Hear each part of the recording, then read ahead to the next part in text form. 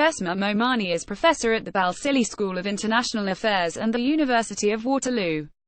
She is also a senior fellow at the Center for International Governance and Innovation. Russia's President Vladimir Putin made an unexpected trip to Syria on Monday to announce the removal of some of his troops from the war-torn Middle Eastern country. If this feels like voodoo, you are not imagining it. Mr. Putin has made similar announcements twice before, and at one point was forced to renege and redeploy Russian forces after Syria's Bashar al-Assad lost control of territory they had helped win over. But Mr. Putin did not go to Syria to shore up Mr. al-Assad's flailing legitimacy. He went to Syria to dupe a Russian audience. Needless to say, before Russia's two-year aerial bombardment supporting Syrian, Hezbollah, and Iranian ground forces, Mr. al-Assad's regime was undoubtedly in jeopardy. Hence, Mr. al-Assad's warm embrace of Mr. Putin on the tarmac of Russia's Mimim air base in Syria was that of a man thankful for his very survival. Russia's entrance into the Syrian war to prop up Mr. al-Assad would put an end to American wrangling about whether U.S. President Barack Obama should intervene in the Syrian conflict to stop the bloodshed and outpouring of refugees. The costs of intervention would now be too high for Mr. Obama and the benefits uncertain as ever. Story continues below. Advertisement on the heels of a popular occupation of eastern Ukraine done in the name of protecting Russian-speaking communities, Mr. Putin would use the Syrian intervention to restore a bruised image of Russia as a global superpower. This despite the fact that Russia is, by all accounts, a declining economic power controlled by crony capitalists that suck the riches from a petrostate characterized by low productivity and innovation.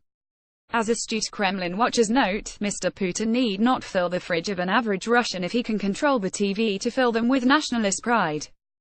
Mr. Putin's showboating in Syria serves to create more hollow nationalism for the Russian public's consumption. It is not a coincidence that Mr. Putin's claim of victory in Syria comes as the international coalition is declaring the end of ISIS's self-proclaimed caliphate. Mr. Putin would like his people to believe his forces were in Syria to fight the ISIS terrorists network, which had seized nearly a third of Syrian territory. With the exception of Russia's liberation of Palmyra from ISIS, Russian forces were more likely helping to prop up the al-Assad regime, guilty of killing nearly 200,000 of its own civilians, than engaging in any fight against ISIS. ISIS was defeated thanks to predominantly Kurdish Syrian forces in the east and Turkish-backed forces in the north.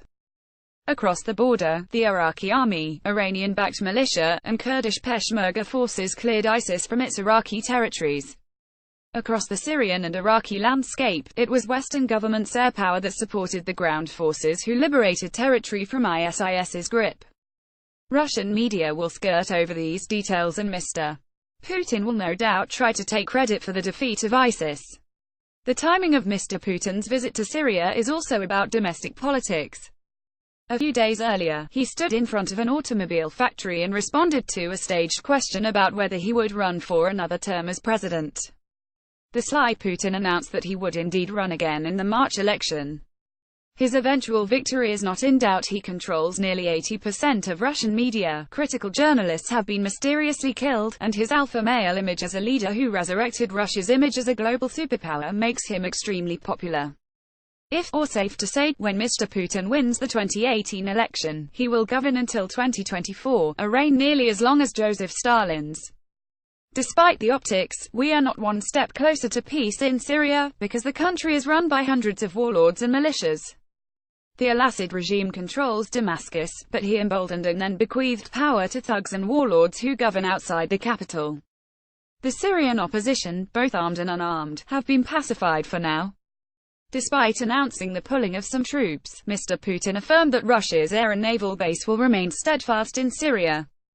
Dependency on oil exports in an age of stagnant oil prices means Russians will need further television coverage of Mr. Putin's global gambits to fill the void of economic prosperity.